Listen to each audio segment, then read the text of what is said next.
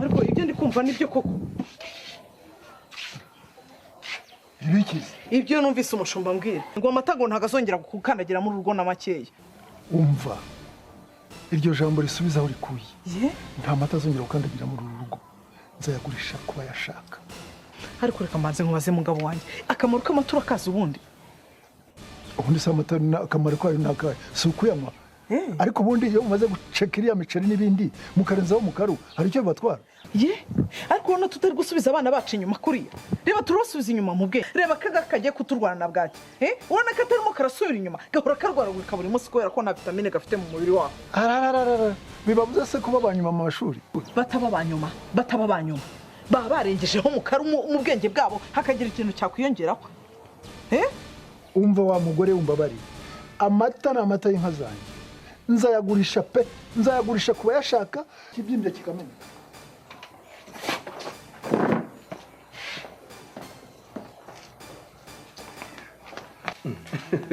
nawe nibora bitsinze ariko. Ase papa ubona iki cyamuza kubitsinda koko.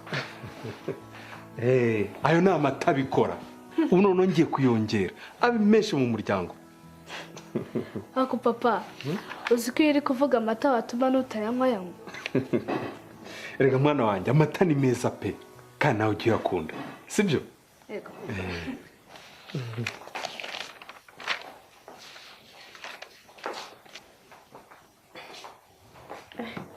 ariko igihe mwigiye ntabwo murasoza.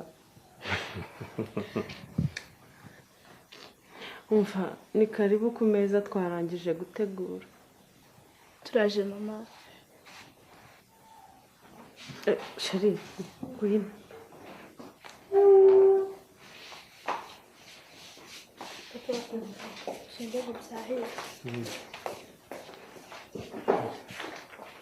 hano wari wanditse ngo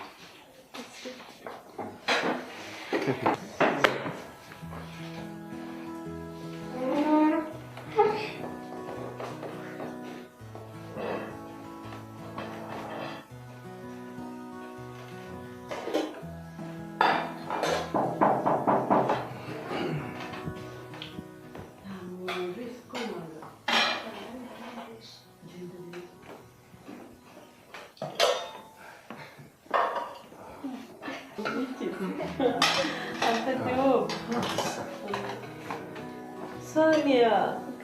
Karibu Serie. Sonia, karibu wicare cara. Umushati w'umwana isahani nziza. Sonia makuru. Ubwo muraho? Uri kubitsinda?